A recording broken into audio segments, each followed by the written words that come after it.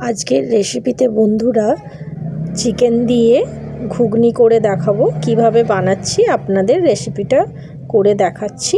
কড়ার মধ্যে পরিমাণ মতো তেল দিয়ে দেবো। তেলের মধ্যে গরম মশলা, জিরে, পাঁচফোড়ন, তেজপাতা ফোড়নে দিয়ে দেবো। দিয়ে ভালো করে নেড়ে নেব।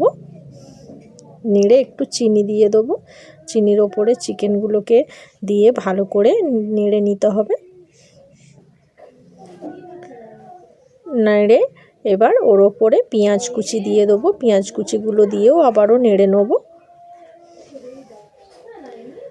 আলু ছোট ছোট করে আলু কেটে রাখা ছিল, ওই আলুগুলো দিয়ে দিলাম। দিয়ে ওর ওপরে নুন, হলুদ, রসুন বাটা, আদা বাটা, টমেটো কুচি, কাঁচা লঙ্কা, কাশ্মীরি লঙ্কার গুঁড়ো আপনারা এর সঙ্গে অ্যাডও করতে পারেন, এমনি লঙ্কার গুঁড়ো আমি আর অ্যাড করলাম না।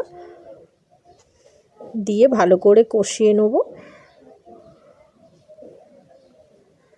এরপর সোয়া সস দেবো, টমেটো সস দিয়ে দেবো, জিরে গুঁড়ো দিয়ে আবারও ভালো করে মশলাটাকে কষিয়ে নেব। কষানোর পর ওপরে মটরগুলো, ভেজানো মটর দিয়ে দেবো। দিয়ে আবার ওই আলু মাংসর সাথে মশলা দিয়ে আবারও কষিয়ে নিচ্ছি।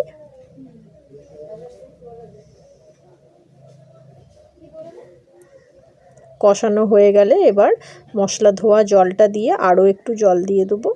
দিয়ে নেড়ে চেড়ে প্রেসারের ঢাকনাটা লাগিয়ে দেবো।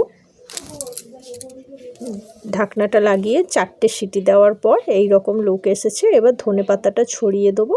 ছড়িয়ে এই দেখুন একদম শুকনো শুকনো করেছি চিকেন দিয়ে মটরের ঘুগনিটা। এই দেখুন এই রকম লুকটা এসেছে। আপনারাও বানিয়ে ফেলুন ঝটপট।